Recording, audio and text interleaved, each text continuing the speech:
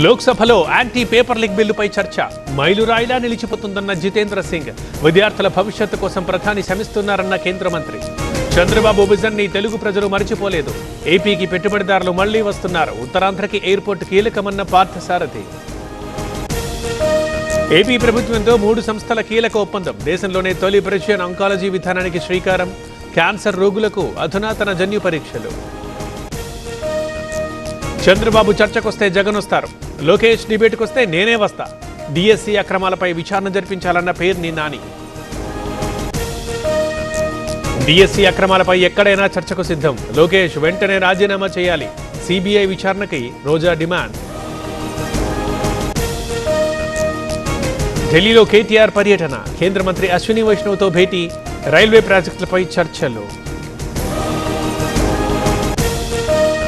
తల్లిదండ్రులు కావాలనే మీ కలకు ఎందుకు ఆలస్యం? ఇప్పుడు ఉచిత కన్సల్టేషన్, ఉచిత స్కాన్, ఐవీఎఫ్ పై 20,000 వరకు తగ్గింపుతో మీ పేరెంట్హుడ్ ప్రయాణానికి 49 తోడుగా. వేలాది కుటుంబాల నమ్మకం 49 అంటే సంతానం, 49 అంటే సంతోషం. హైదరాబాద్తో పేదలు రోడ్డున పడ్డారు. రంగనాథ్ తప్పుడు విధానాలు సమర్థించుకోవద్దు. హైకోర్టు ఆదేశాలని గౌరవించాలన్న వివేకానంద. చెరువుల్ని హైడ్రా పరిరక్షించింది. కోర్టు సూచనల్ని ప్రభుత్వం అమలు చేస్తుంది. సీఎం సరైన నిర్ణయం తీసుకుంటారన్న అనిరుద్ రెడ్డి. తిరుమలలో ఫేక్ టీటీడీ ఉద్యోగుల కలకలం. భక్తుల నుంచి యూపీఐల ద్వారా డబ్బు వసూళ్లు. 3 అరెస్ట్.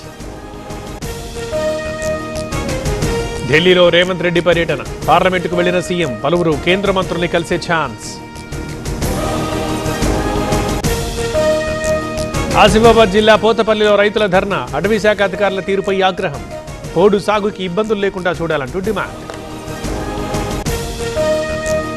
మన్యం జిల్లా పెద్దపెంకి అభివృద్ధిపై పవన్ అసంతృప్తి. నాసిరకం పనులు చేసిన కాంట్రాక్టర్పై చర్యలు. బిల్లులు నిలిపివేయాలంటూ ఆదేశం.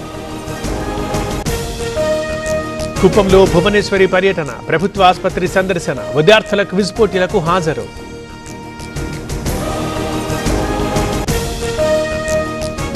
ఆక్వా రైతులు సంక్షోభంలో ఉన్నారు. కేంద్ర రాష్ట్ర ప్రభుత్వాల విధానాలే కారణం. అప్సాడా చట్టం అమలు కావడం లేదన్న వైసీపీ. ఢిల్లీలో భారీ వాన. లోతట్టు ప్రాంతాలు జలమయం. వాహనదారులకు తీవ్ర ఇబ్బందులు.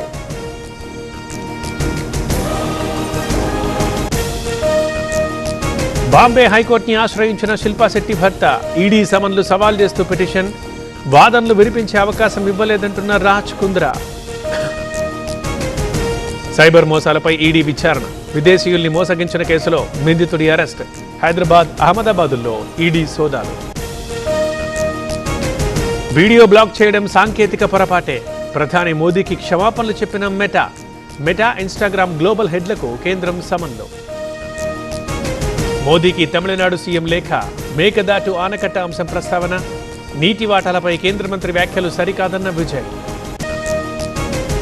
పంజాబ్లో పేపర్ లీక్ పై బీజేపీ ఆందోళన. కేజ్రీవాల్ ఆప్కి వ్యతిరేకంగా నినాదాలు. సీఎం రాజీనామా చేయాలంటూ డిమాండ్.